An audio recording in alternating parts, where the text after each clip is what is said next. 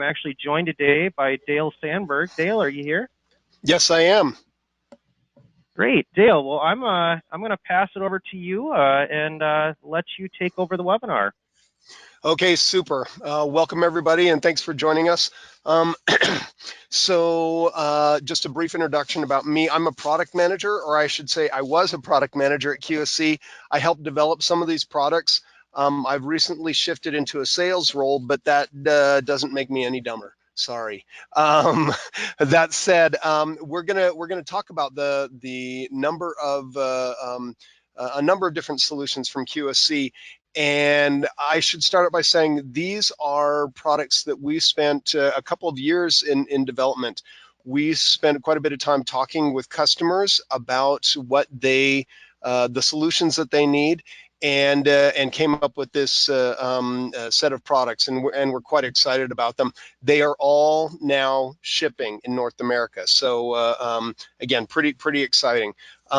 So let me see. There we go. So when we developed these products, we set out to achieve a number of things. They had to be, pleasing. We know that a lot of times we've got architects trying to make speakers disappear, and things like that. We know that they need to actually function and function correctly, so have solid solutions. In regards to the integration side, we know that they need to be fast to deploy. You've got to be able to put them in place and get the system up and running quickly. And finally, we know that they need to be they need to offer a great user experience for your customers. And so we really tried our best to deliver on those things. So just briefly talk about each one of those. Architecturally pleasing. We created the loudspeakers both in black and white, and they were designed to have a very unobtrusive design, so they could sit in these spaces and, of course, sound fantastic, but look really good too. And same thing with the wall controllers. You see that's the square one is a European panel, but obviously the one on the right, the white one, is a Decora panel, really designed to fit in with our typical decor in restaurants, retail, health clubs, that kind of thing. These products are really designed to function well. And so not only do we have a catalog of many solutions, but they're the right thing. They're code compliant. We do have designer assets, so EAS, DXF, BIM files. Our amplifiers and the mixers are 1RU to minimize the rack space. And of course, when possible, we've weatherized the loudspeakers. And so again, they're designed to be complete and solid solutions. Sorry, I'm getting over a little bit of a cold, so I might cough a little bit here, guys. Another thing that we did to speed the integration is with our own loudspeakers. In the mixer, we've actually got the DSP settings for our loudspeakers, and so they're very quick. It saves hours of time in making the speakers sound as good as they possibly can. You just select the speaker tuning and recall it, and it will automatically come up sounding and you maximizing the performance of that loudspeaker.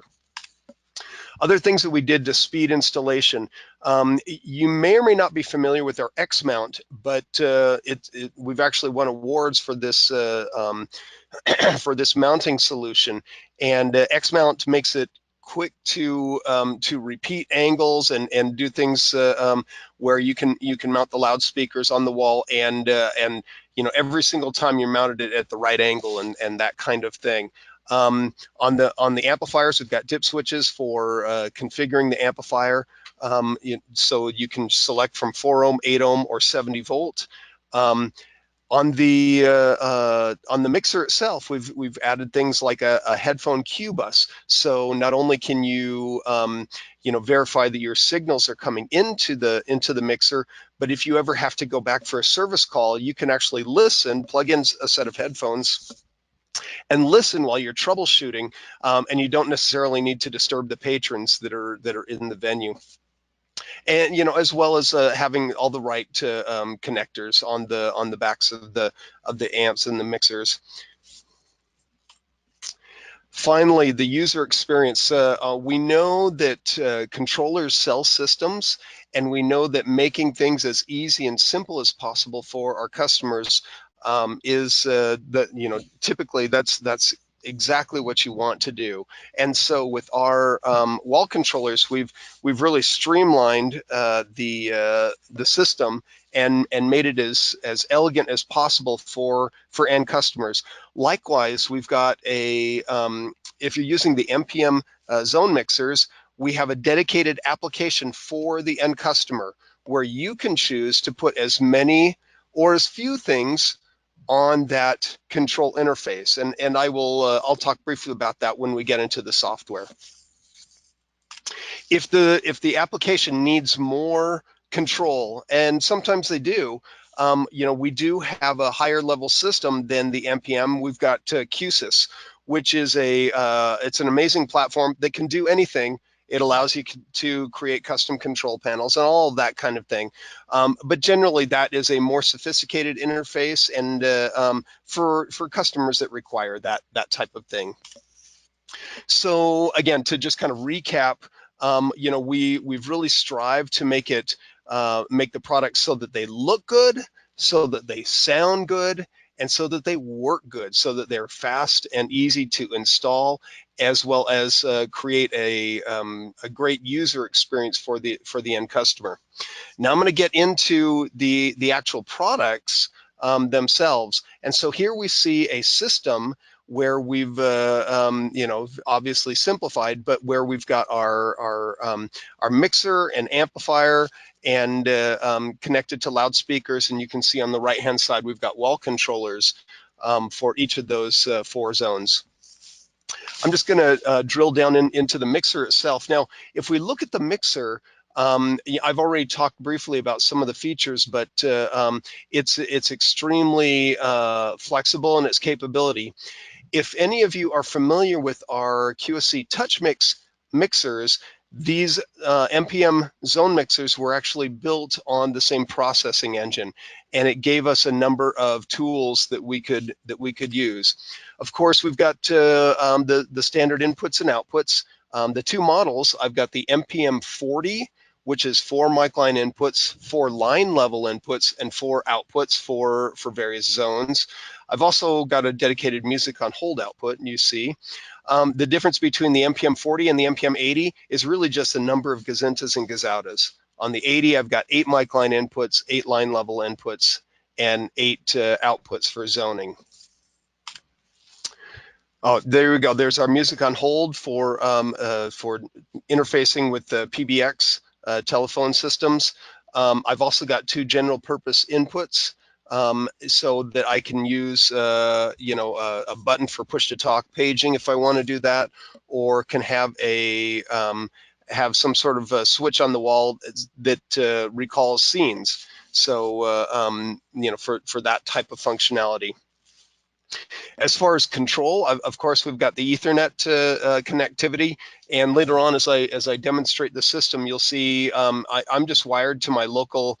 I'm working from home, and so I'm wired into my home router, Wi-Fi router, and I'm controlling that via the Wi-Fi.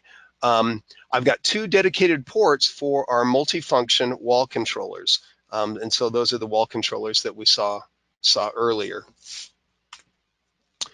On the front panel, as I mentioned, we've got a Q-bus output. This is pretty useful when doing troubleshooting and that kind of thing. And then a USB connection right on the front, another one on the rear for storing and recalling presets and scenes and that kind of thing. I mentioned earlier the wall controllers and MP Manage, our dedicated application for the end customers. So just trying to make things as simple and easy as possible for customers. And finally, here's some of the screens that you might have on the MP Manage. the ability to create and recall scenes from the smartphone. Everybody has a smartphone now, and so it makes sense to, if your customers want that, it makes sense to give them control from that interface that they already have in their pocket. And so now I'm going to get into, and I'm going to switch over and get into the setup software. So there are two different pieces of software. One is MP Install that we'll be going through, and the other one is MP Manage. Install is for you. It's what you use to set up the system. Manage is what your customer has, and it's how they can control the system. Again, if you want them to, we can set it up or not set it up. So now I'm going to hit escape and pull in my software and do this. And can everybody see the software here? Oh, actually I might do this. I'm just going to go Yep, to we can this. see it just fine. Okay, good. I'm just going so I can make it a little bit larger. Okay. So what we see here, and I'm just going to hop to my inputs. This is the interface for setting up the NPM zone mixers. And what we see here, the navigation is very, very simple. It's all down the right-hand side. I'm on the input screen right now, and I can see I've got my mic line inputs. Now, I'm actually working with an NPM 40. It's what I've got here at my desk at home. And so with this NPM 40, with this NPM 40, I have the ability to see those mic line inputs, and I can change their names, and I'll get into how this is done. But if I want to switch to the outputs, I just click on the outputs, and there's my output zones. On my input side, again, I've got my mic line inputs.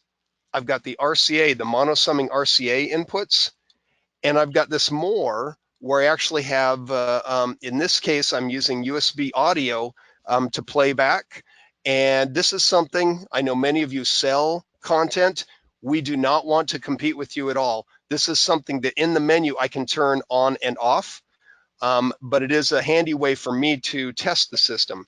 And so that's why I have USB playback. I also have Wi-Fi paging, and so I can use, again, the smartphone as a paging interface.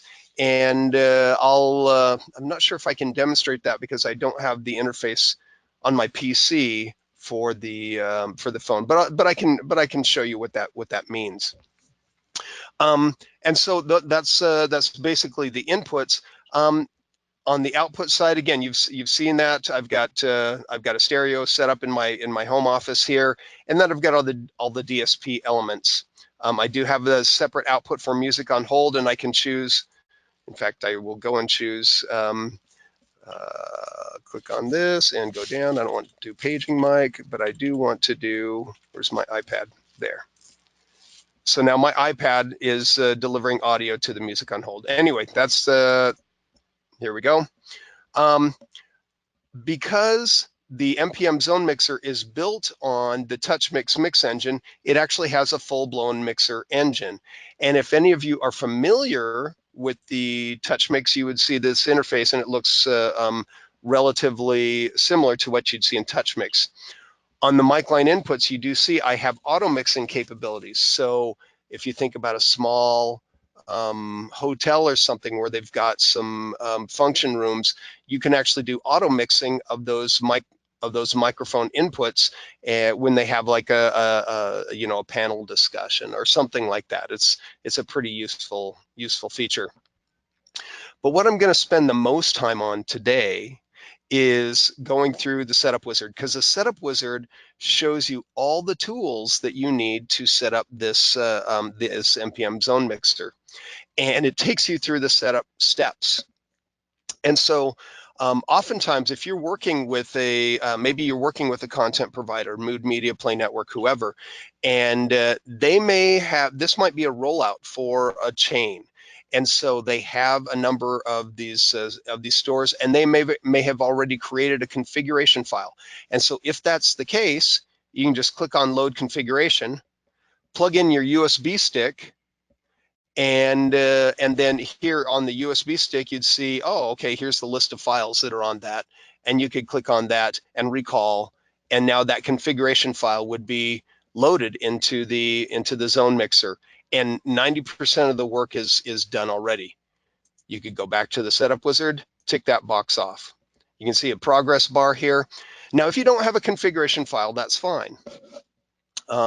There's a report allowing you to add information. So where's the job site? Is there a work order number? What's the address? Who are the, yeah, that's my number, guys. Don't call me.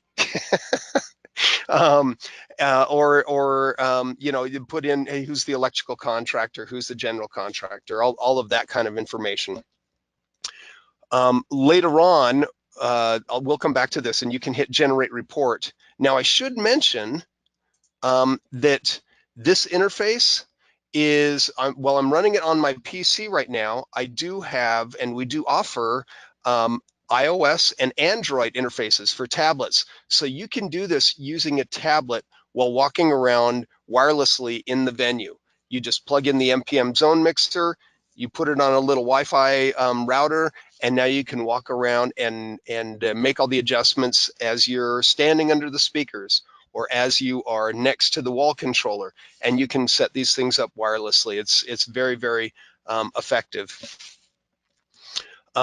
So anyway, we've gone and done the report. Okay, now if there's any other input configuration, let's go to that page. So this is the input configuration for this particular input, which is input 1. In fact, if I go to my inputs, you can see PC audio is input 1. I'm gonna go back there and go to input configuration. I can see I've got input trim. I can rename this input and type in the name, adjust the polarity.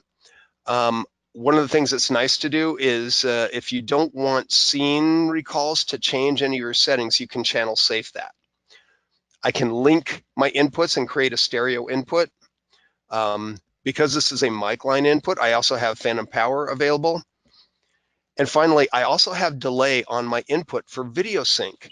I'm sure as many of you know, if you're connected to a video source, oftentimes you get lip flap because the audio arrives before the video. And so in this case, you can delay that audio by, you know, so many milliseconds in order to align your video and audio sources. So I've done this, and I can click next to get to my next input. And next, and next, and next, and I can just go through all the inputs and set those up. I'm going to go back to my setup wizard and tick that box off. I've got the same sort of thing for my output configurations, and here you see this is my office setting. In this case, I've stereo linked it, I can reset my settings. One of the really nice things is that when you're working with the wall controllers give you 0 to 100%, and you can see the values here up above the fader. And you may even be able to hear my speakers in my home office as I crank that up. I can set my maximum and minimum settings. So this could be a 6 dB window. Doesn't get very loud, even if it's at 100%. But now as I adjust that up, so you can see how you can set the max and min levels and make sure that the customer never gets too loud or too soft. It's a very useful feature right there. And again, we've got delay on the output. I can go to the next channel, which is the other channel in the office, or this is zone 3, which I haven't set up. So maybe it's my home office, but maybe I've got a home bar or whatever, right? And I can adjust those settings and that kind of thing as well. Go to my next output, set that up. Once those are all set up, go back to my setup wizard and tick that box off. Now, the heart of a zone mixer is its routing, its source selection. And so right now it's on zone 4. I'm going to go back to my office. And what we see here is this source page, or this routing page, gives me the ability to select up to 8 different sources. And if I select those sources, they will show up in my wall controllers. And so as I click on this, that main mix, or go down. Come on. So I can select from the various sources that are available, and then when I hit on, these are radio buttons that allow me to switch between those sources. Likewise, I've got 2 priority override sources. So this is what many people call ducking. In this case, I've set up for Wi-Fi paging, so somebody could page from their smartphone and it interrupts whatever is selected here. Now I've got 2 levels, so perhaps there's a paging microphone, and then Wi-Fi paging is the master. It steps on everybody, right? And this is how much it ducks it down by 40 dB. This is the threshold level at which it opens this opens the gate. Another thing, if you are using your priority overrides for emergency type pages, sometimes you need to be able to override the zone level. Maybe they've turned it all the way down. You need to be able to override that zone level. And so now this will come in at minus 2.5. So right here at this level, rather than coming in at, whatever the level is in the zone, right down here near the bottom. So you can override the zone level, override that, that whatever's happening in the local zone. And again, I can set that up for each of the, each of the zones, zone 3, zone 4, set it all up. Now, another nice tool, actually, I'm going to go back to my office. Another nice tool I have is the copy and paste. As you can see, there's an awful lot of parameters that are available here.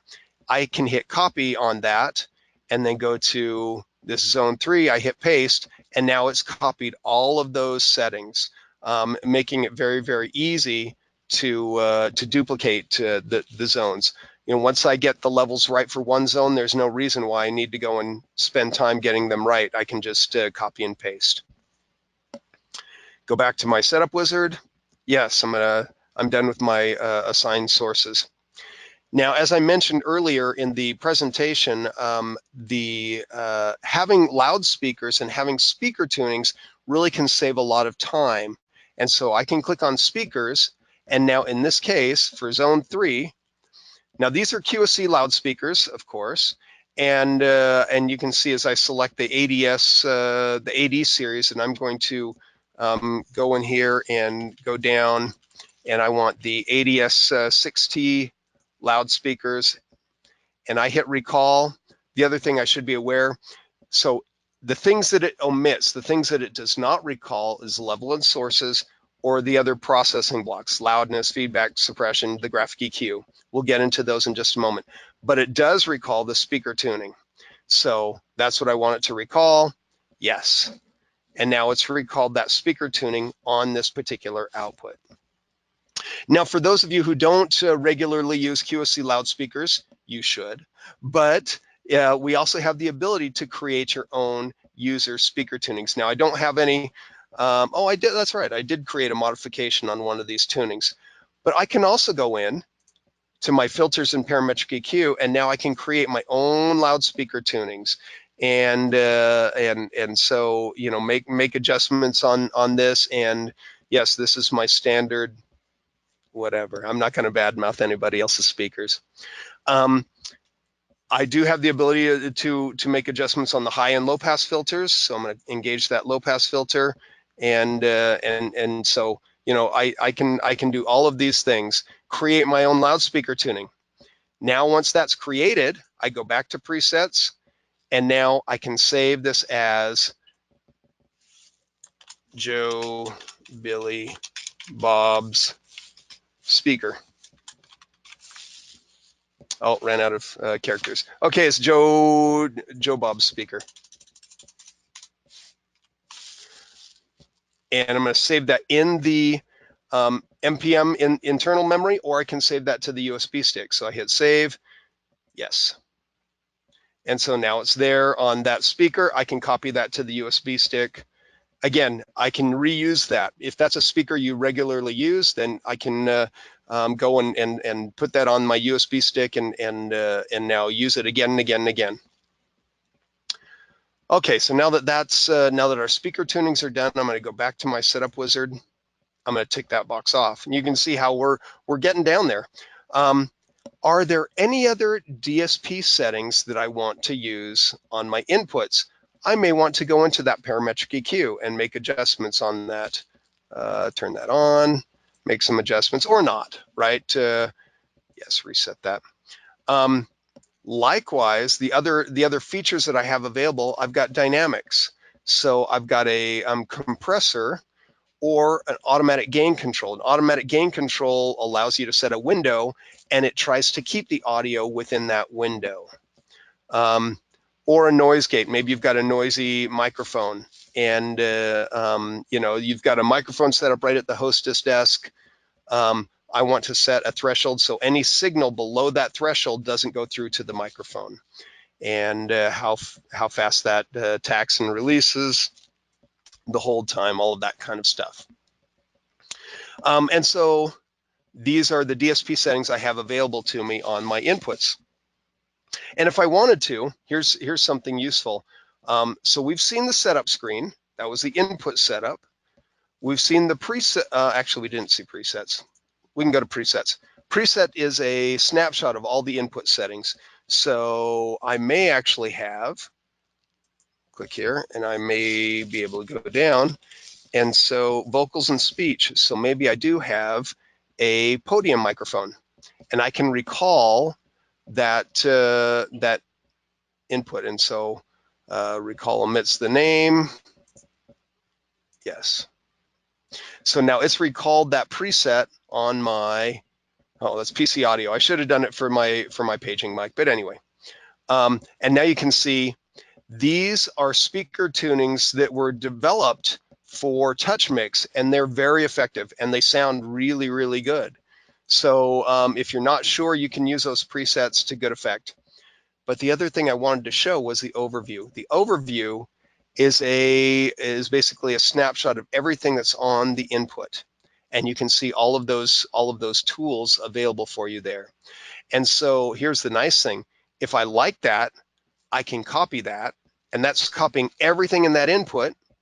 And now I go to my next channel, my paging microphone, and paste. And now I've pasted everything in that input. Again, making it very easy to duplicate those settings. Let's hop back out, go back to our setup wizard. And now we've just gone through a number of the inputs. Okay, we've done that. The same sort of things available for me on the outputs. Let me go back to my output zones. So we saw setup, right? We did that. We saw presets. Actually, we saw our sources page. We saw presets. The other DSP elements that are available, I've got a graphic EQ available on each output. And so if I click this in, I turn my RTA, yes.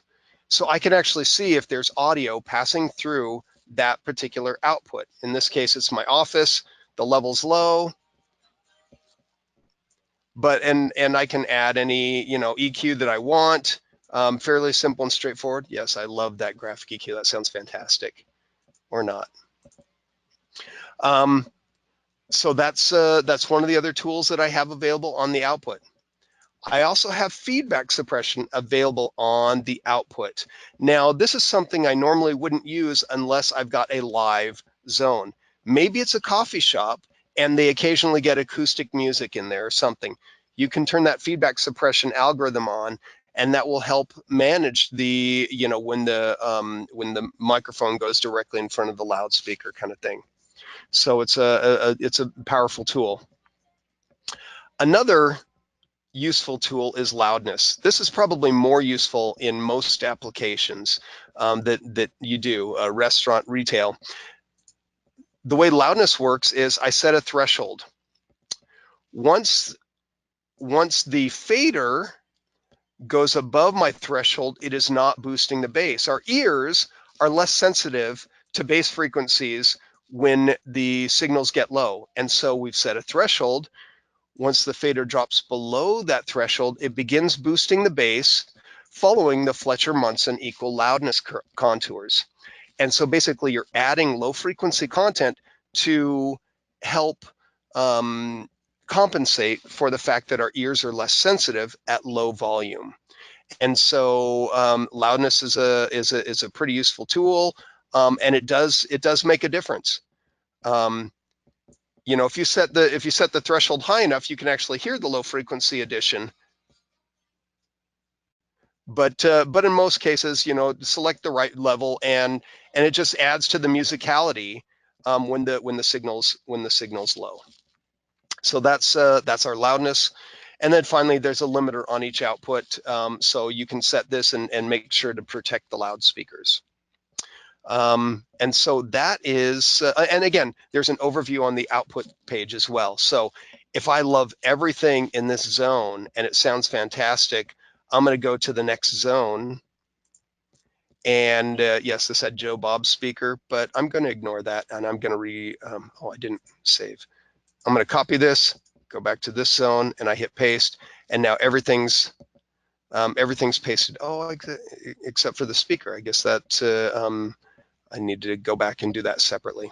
But everything else, so my min and max, my graphic EQ, the limiter settings, the loudness settings, everything else has been copied and pasted from the other zone. Go back to here. I'm done with my outputs. Now the final steps in this are to set up wall controllers. So I click on wall controllers. If I have a wall controller, I can just name it, type in the name. I can select which zone I want it to control. And if I have scenes that I want it to recall, I can add those to. I don't have any scenes right now in this system, so I'm not. I haven't saved any scenes, so I don't have any listed. But I could have scenes listed, and I could add them or add all of them. But the nice thing is the way you set up wall controllers is once it's named, once everything's selected, you just hit this pair button, all the wall controllers light up as if they're saying pick me, and then you pick the one that you want to be the office wall controller. Or I'm going to go down here, I'm going to select this, and this is now my bar. Oh, that's right. In zone 3, I didn't name it bar. Okay, so let's go back. We'll just to show that it's got flow through naming. I can rename that, and I'm going to name that as bar. Okay, so that one's done. And now when I go back and set up my wall controllers, and now you can see that this is bar. So zone 2, and this is the bar, and now I want this zone to be controlled as the bar. No scenes again, but I would just hit that pair button, and now all the wall controllers would light up, and you'd go over to the bar wall controller and press any button, and now it's paired with that particular zone. Very simple and straightforward. So I've set up my wall controllers. And now the final step is to set up the smartphone. Again, you don't have to. You could totally leave this blank and not let them have any smartphone control. But it's relatively simple and straightforward. Every system, so if you're doing smartphone control, every system has to have a manager because they're the person who manages the security of all the other devices. But you can name any of the others. You know, this could be a bartender. This could be the assistant manager. This could be, and we've already set up some basic roles or profiles. But what this does is it allows me to select which zones they have access to and what functions they have access to. So maybe they can do Wi-Fi paging. Maybe they can adjust the scheduling of scenes and recall scenes, but they can't do any of the other bits. Or maybe they can use the mixer. Maybe we've got a dedicated AV staff guy. He can use the mixer, and that mixer will show up in his phone, but it won't show up in other people's phones. And he's got access to all zones, let's say. And maybe he can do paging. And again, you know, and so I can set up all these different things. So the bartender, he's only got access to the bar, and he can maybe do paging and recall scenes for the bar, things like that. And I can hit save, and then that would save. And then when the smartphones come on the system, you just assign, oh, that's Steve. He's my new bartender. I give him access to this bartender profile, and now he has the ability to do all that. So pretty simple and straightforward. Again, we've tried to make things as quick and as possible. So now I've ticked off all the settings, and you can see in 20 minutes we've gone through and set up this entire system. Now, obviously there may be other things we want to do. Most of these links are for places in the menu. So if I go to my menu, I can see configurations. So here's how I can recall and save configurations. My scenes, that's one thing we didn't really cover, but if I had scenes, I could, I could save these scenes in my internal memory or in the application or on the USB stick. So again, very, very simple. And I can save and recall them. Go back to the menu. Scheduling. So this would be creating a schedule with different scenes in them. Event 1, event 2, tell it when they start, all of that kind of stuff. System test. This is something that's very, very useful. I can click on this and I can, if I want to blow pink noise into the zone, I just hit pink noise.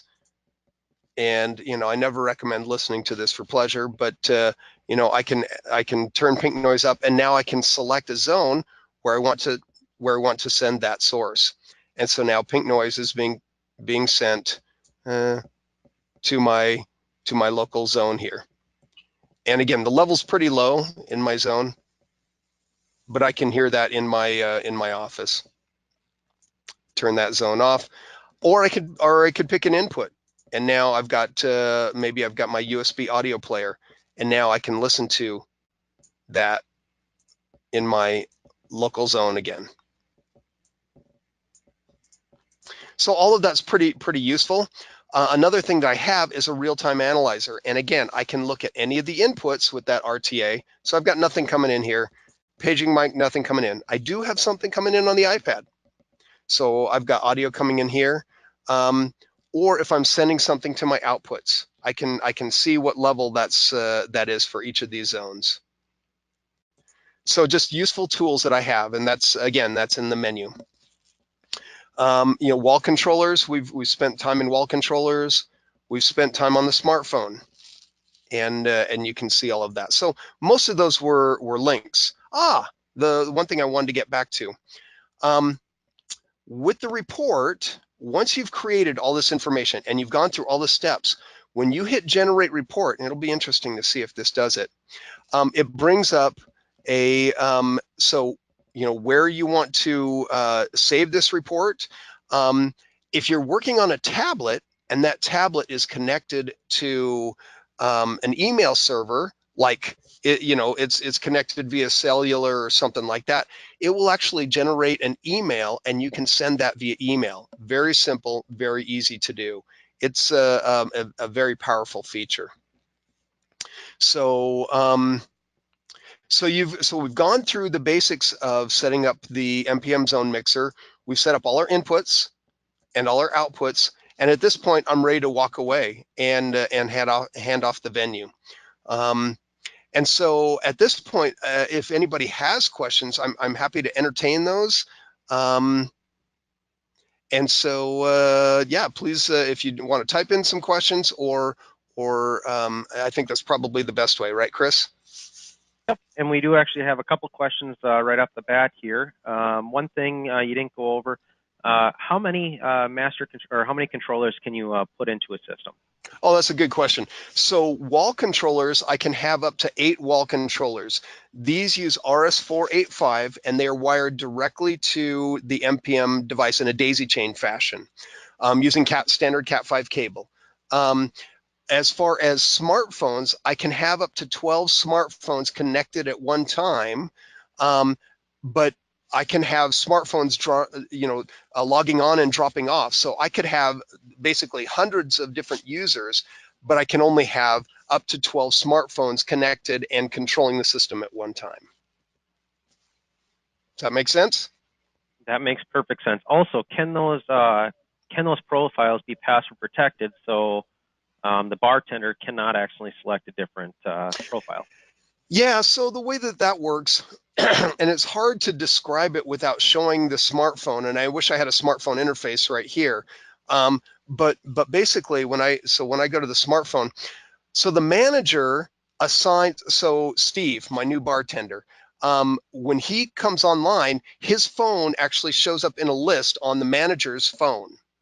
So the manager has access to the security, right? I click on this, manager has access to security.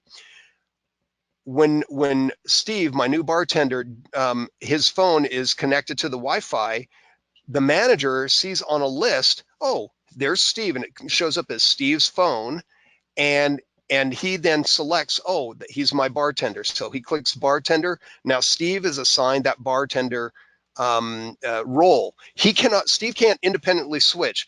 Only the manager can assign those roles.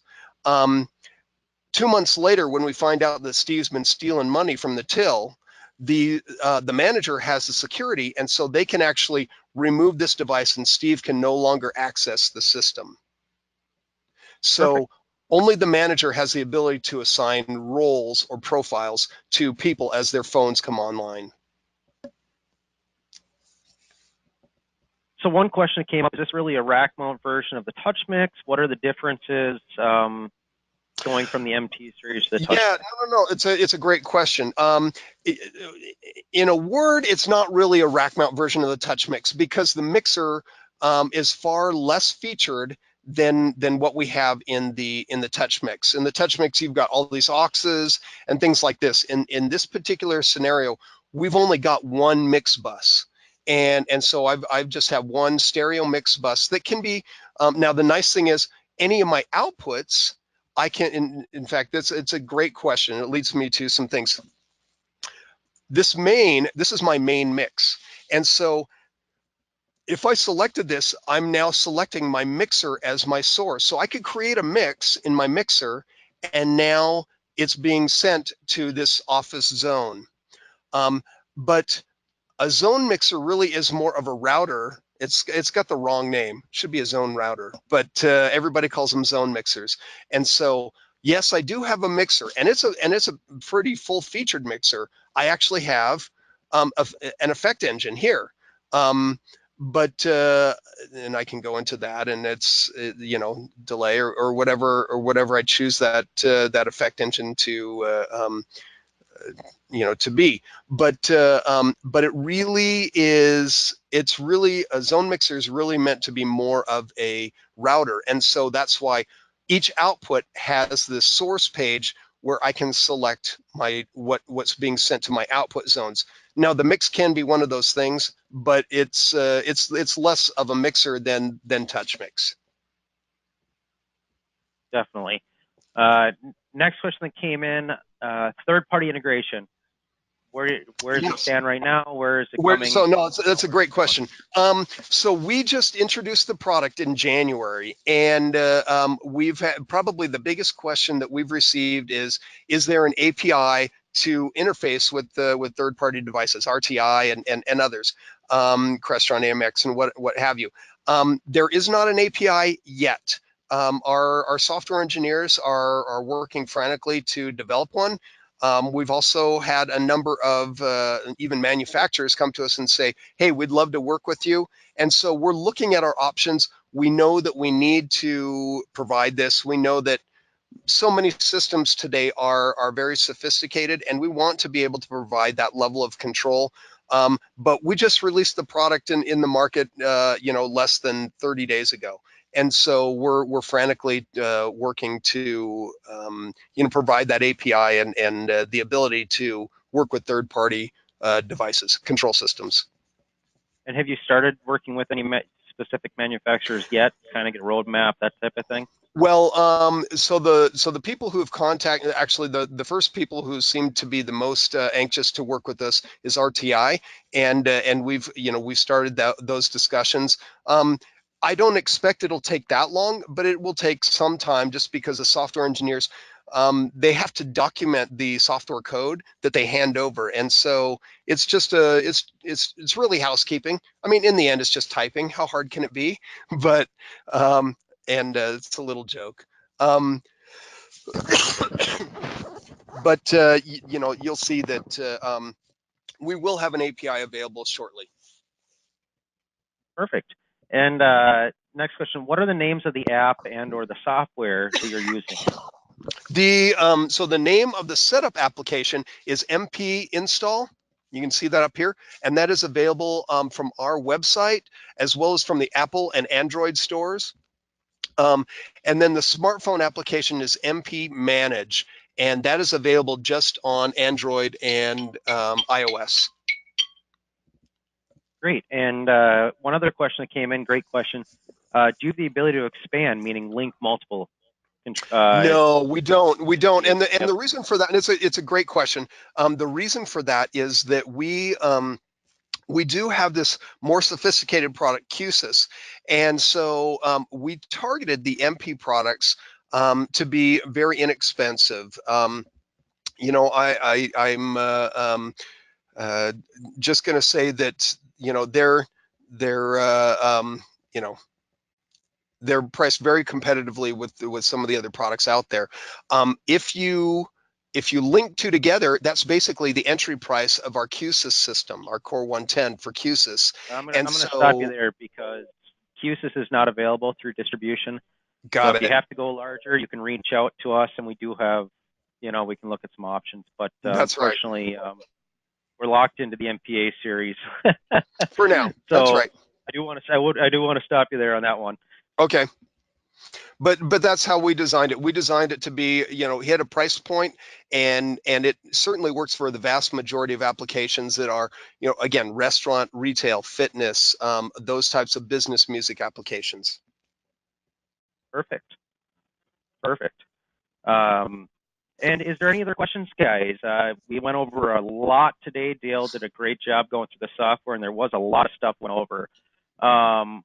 One thing that I do see, do you want to just kind of go over some of the options that we can use scenes for? I mean, triggering, timer functions, events, Sure. what? Yeah. So some of the things that can be done is uh, generally what we do is we use scenes for all of those types of things. And so a scene is basically a snapshot. In fact, let me go to my scene.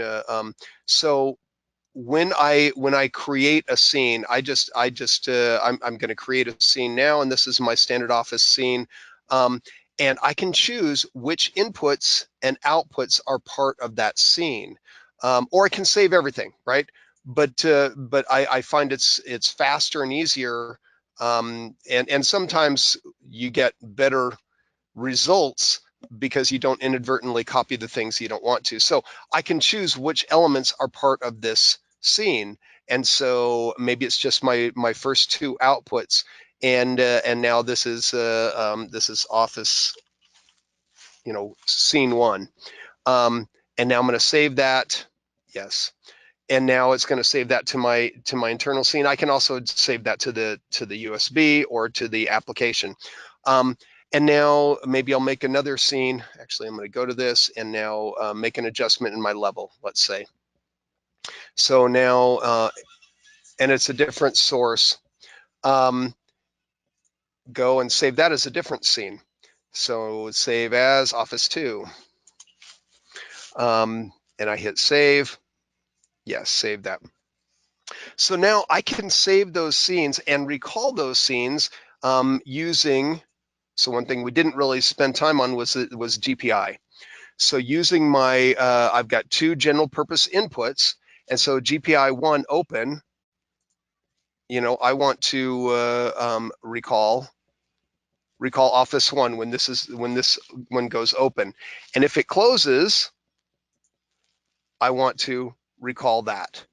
And so basically using these general purpose inputs, I can recall these scenes very, very quickly and easily, just like I can recall these scenes on our wall controllers. So that's one way I can do it. The other way I can do it is I can create a schedule.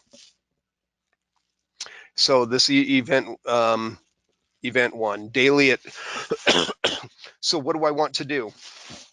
I'm going to load a scene, Office 1.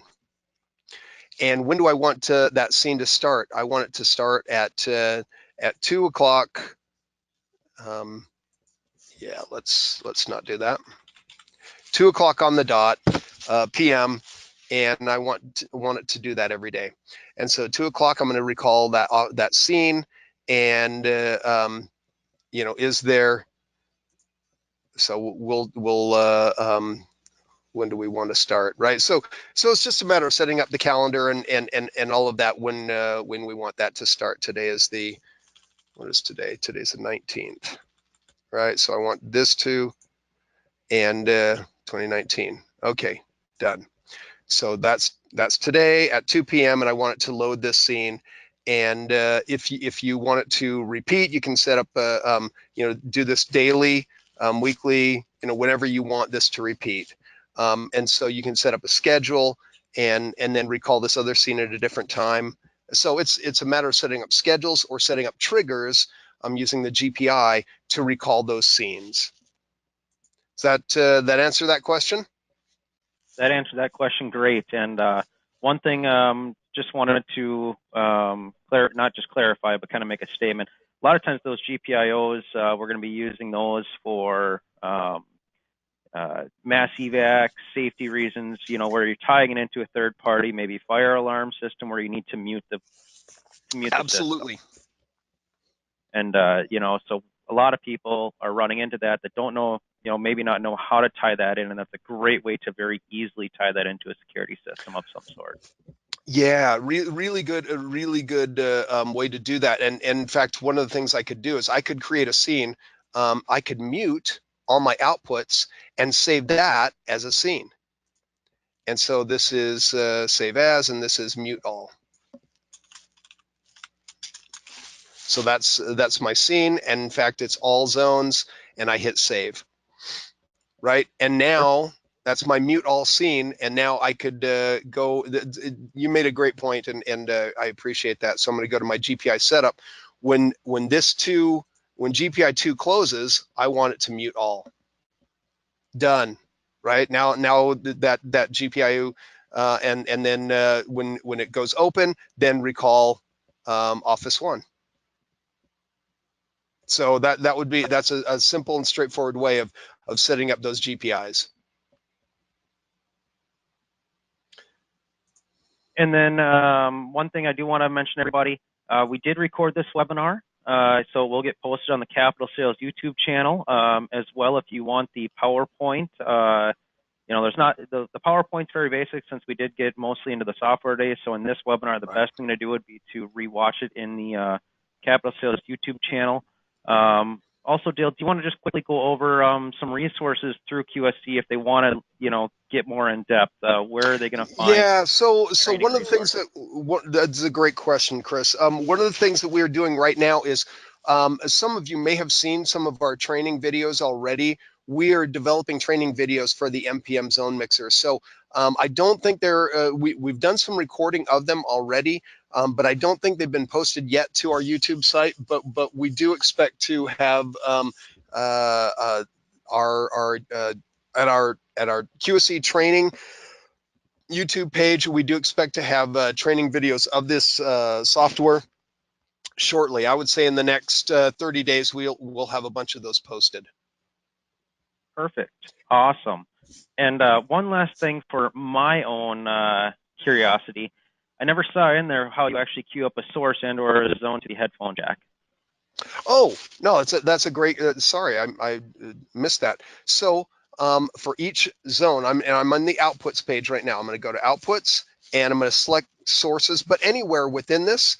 So I could actually be in the graphic EQ, and I've got a mute and I've got my Q for this particular zone. So if I hit Q, this particular send, this particular output, the office send is being sent to my Q bus, and I've got my Q headphone level right there. So now if I was listening to that, I could hear that. I hit close, and in fact, if I go back to my outputs, I can see that is queued. So that's one way so I could actually directly trigger these from my outputs page, or I could actually go into any of the functions. I'm on my sources and I hit Q there, or mute. Right. These are kind of some of the tools that I have in the software. Perfect. One last question came in. I know we have automatic gain control. Is there any AEC built into this? Echo AEC is in echo cancellation. We do not Correct. have echo cancellation. One of the things that we will be adding, we know it's something that's very desirable, is we will be adding, at some point, we'll be adding ambient noise compensation, so ANC, where you set up microphones that measure the ambient noise, and then based on those microphone inputs, you can adjust the output levels. That's something that's used, it's used a lot in Europe, but we've got a number of customers who ask for that.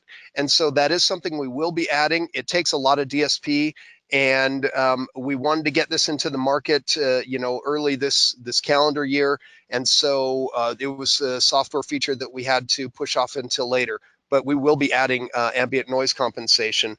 AEC is usually something more for meeting room systems, and that's really not what this was targeted at. Great. Thanks for answering that. Is there any other questions, guys? If you guys have any questions, I know how it works. The questions roll in after the webinar, working throughout the day, working throughout the week. All of a sudden this job pops up. If that happens, feel free to reach out to your account manager at Capital. We'll reach out to myself. We can get a hold of QSC, and we're going to get your questions answered. Just give us a call. We'd love to chat with you guys. So we're all here to help you guys out and want to make sure your projects go well. While we're waiting, is there any other questions, guys? Well, we have Dale on the phone. Well, Dale, I don't see any other questions rolling in here. I do want to thank you for taking time out of your day to go over this product. Really cool new product from QSC. Really looking forward to it. And looking forward to the API as well. It's coming out soon, too. Yes, I absolutely. know that's going to definitely open up the options much more for the dealers as well, to not just integrate it into simple audio, but tying it into a larger scale systems. So well, I do want to thank everybody again for their time as well. And Chris, thanks for getting this set up. And we're excited about these new products, and hope you will be too. Thanks, Dale. And since there's no other questions, Dale, I want to thank you guys, like Dale just said, for taking time out of your day, hopping on the Capital Sales webinars. Without you guys, we couldn't do them. And without people like Dale hopping on as well, it would make it much harder to do as well. So I just want to thank everybody, and I hope everybody has a great day.